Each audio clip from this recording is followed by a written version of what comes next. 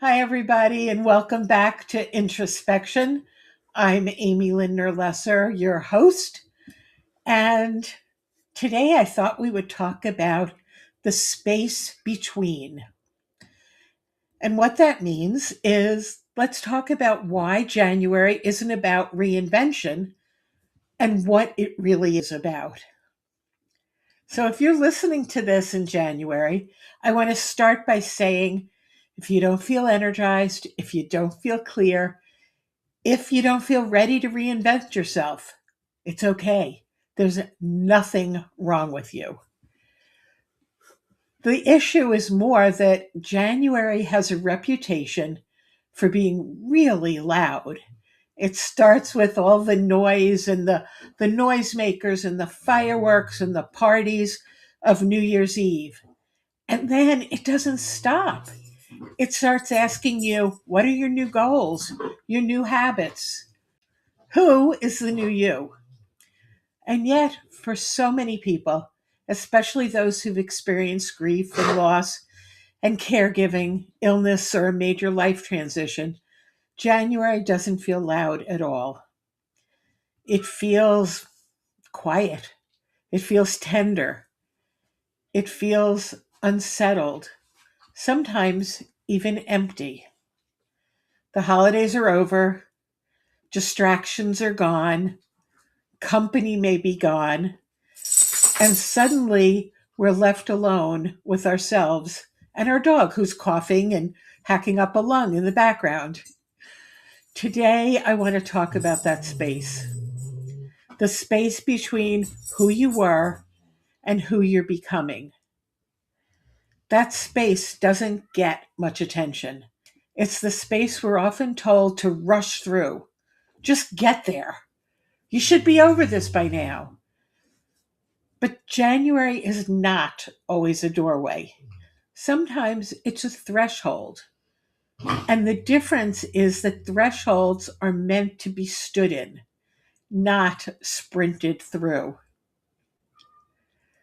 We've been sold a very specific story about the new year, that January is about reinvention, that it's about productivity, about fixing what's wrong, becoming better, stronger, thinner, happier, clearer.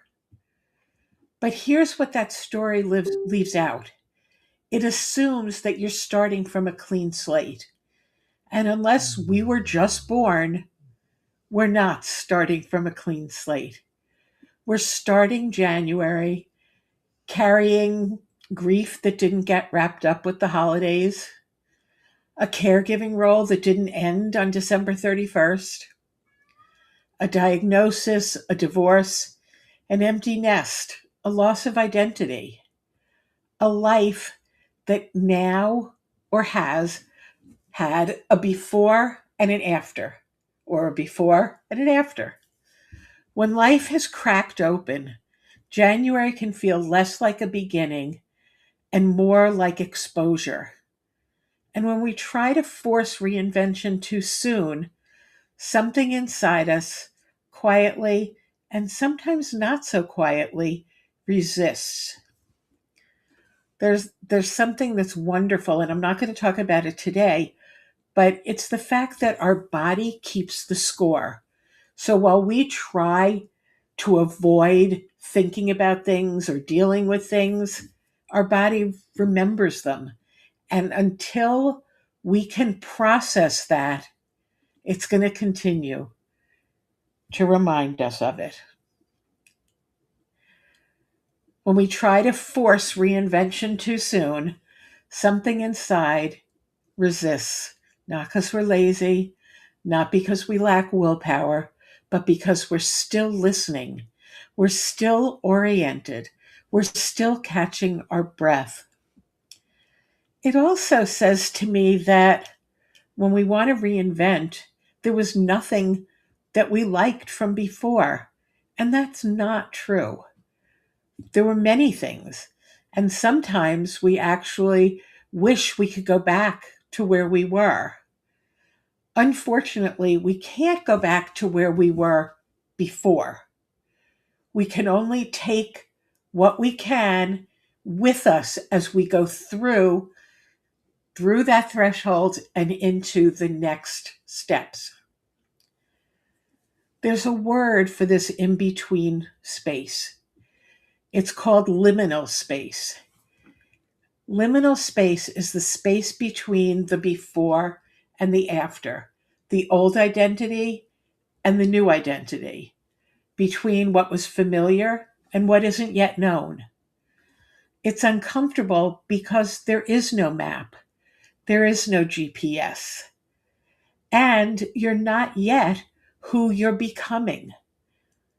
And our culture, especially, does not do liminal space very well.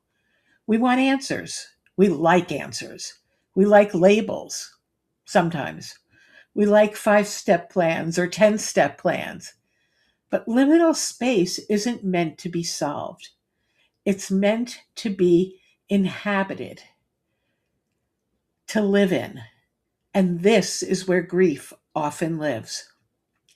It's where caregivers quietly unravel and reweave themselves. Just like that. It's where dreams dissolve and new ones haven't quite formed yet. For many people, January is a liminal month. And if you're feeling unmotivated, foggy, or strangely emotional right now, it doesn't mean you're failing January. It means you're honoring it. Here's something I've seen again and again in my work, and even in my own personal life. When we try to leap over the space between, when we try to force clarity before it's ready, we often end up feeling more disconnected, not less. And that's because reinvention requires integration, and integration takes time.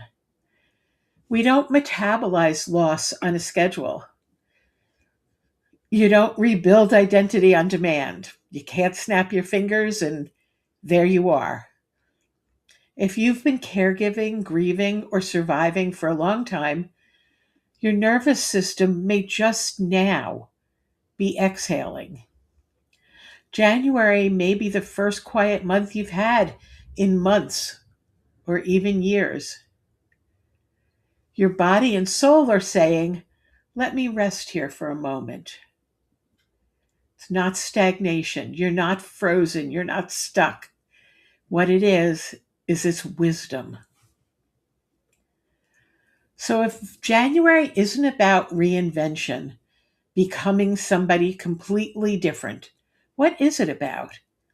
I'd like to offer a gentler, softer reframe. January is about orientation, about listening, about support, about becoming and not fixing. It's about asking better questions, not bigger ones. So instead of, what should I do with my life this year? Try asking, what feels tender right now? Instead of, what's my next big goal? Try, what do I need more of to feel steady? And instead of, who do I want to become? Try, who am I learning to be? January invites us into relationship with ourselves, not into performing. It's a month for noticing what feels heavy right now, what feels relief right now, what no longer fits, what quietly or not so quietly is wanting your attention. Nothing needs to be decided yet. Something is still forming. There's another quiet invitation that January offers us, one that we don't talk about enough, and that's release. Not dramatic letting go, not cutting ties in a blaze of empowerment, but the softer kind of release, the kind that comes from realizing I don't need to carry this anymore. I can let go. Release is often misunderstood as loss, but more often it's freedom. Freedom from expectations that were never yours to begin with. Roles you've stepped into because you had to survive, and old versions of yourself that got you through, but now feel heavy. Sometimes what no longer serves us isn't wrong. It's simply completed. And when something is complete, you don't need to lug it into the next chapter. There's a lightness that comes from saying, I'm allowed to set this down. And January is especially powerful for this kind of release because it creates space. Space is not emptiness, space is possibility. When we lose our grip on what no longer fits, we don't lose ourselves. We make room for becoming. And becoming is not about adding more, it's about clearing space so what's true can rise. Think about it. When you buy more clothes and you keep buying more clothes, where do they all fit? At some point, our dresser drawers become full. Our closet becomes full. We can't fit any more in. So either we have to stop buying more or stop growing, or we need to release things. We need to release the clothes we haven't worn in a year or more, or the things that don't fit, or the things that are stained beyond belief, or torn, whatever it is. And we're not losing ourselves when we do that. We're making room for becoming. You might notice when that happens that you have a desire to stop explaining yourself. You feel a pull toward simplicity, maybe a quiet resistance to busyness, or a longing for ease, honesty, or depth. These aren't signs that you're giving up. They're signs that you're outgrowing something. Releasing what no longer serves is not a failure of loyalty to a person, a dream, or a past version of yourself. It's an act of trust. Trust that what's forming next or what's developing needs its own space and it needs room, so you need to release. One of the most radical things you can do in January is to not rush yourself, to resist the pressure to explain your next chapter before you've had a chance to live it. To say, I'm listening, I'm still becoming, I don't know yet, and that's okay. Presence doesn't mean doing nothing. It means being with what is. It means allowing yourself to grieve what didn't come with you into the new year. Acknowledge the parts of you that are tired. Name the quiet longings without demanding answers. This is where healing actually happens. Not in the big declarations, but in the gentle noticing. I want to offer you a few simple reflection prompts. You don't need to answer them all, and you don't need to write them down unless you want to. Just notice what stirs within. 4 questions. Actually, 5 questions. What am I still carrying from last year? Not because I failed to let go, but because it mattered. What do I feel pressure to be further along than I am? Where do I feel the pressure? Is it coming from within or is it coming from outside me? What feels stabilizing right now? What kind of support would make this season gentler? And perhaps most importantly, what would it feel like to trust that clarity will come without chasing it? If January feels quiet for you, if it feels heavy or slow or emotionally layered, you're not behind. You're in the space between. And that liminal space is sacred. It's where old skins loosen. It's where truth surfaces. It's where masks get removed. It's where the next version of you is quietly assembling without force. You don't need to reinvent yourself this month. You may simply be releasing what no longer serves and discovering the freedom that comes with that. Because becoming doesn't begin with pressure, it begins with space. And space allows truth to rise gently, honestly, and in its own time. You only need to stay present in this moment to listen, to rest, and to receive support. Becoming doesn't require pressure, it requires patience. And you are allowed to take your time. This season isn't asking you to become someone new, only to create space for who you're already becoming.